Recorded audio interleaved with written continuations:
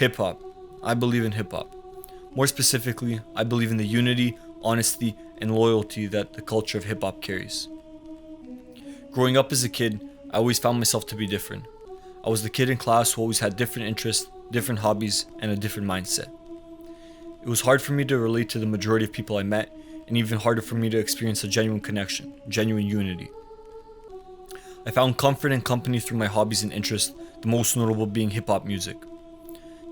It felt like I was finally able to genuinely relate to something for the first time, and I fell in love with it.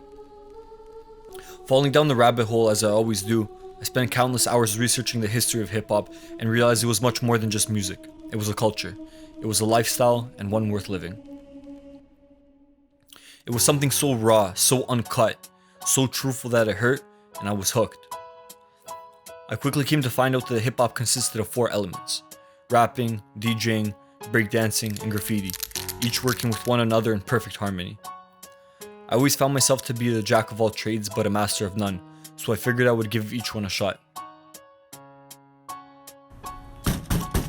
I'd made a connection to these subcultures through all the knowledge I gained from my trip down the rabbit hole, but I was still alone in a subculture that brought people together.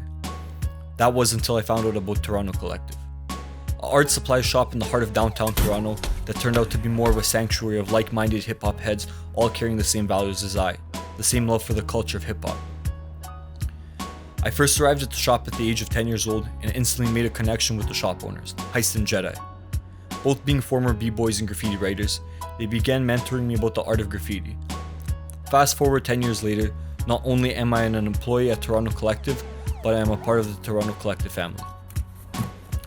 Through the countless events I attended at Toronto Collective pre-COVID, I single-handedly witnessed how this culture brought people together.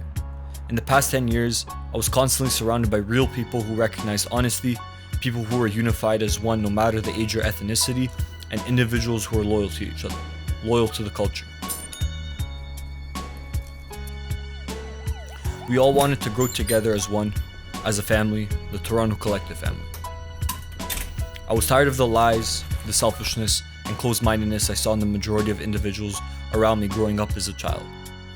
I was in search of specific values, the values that the culture of hip-hop stood by. Unity, honesty, and loyalty. I'm lucky to say that I've found them.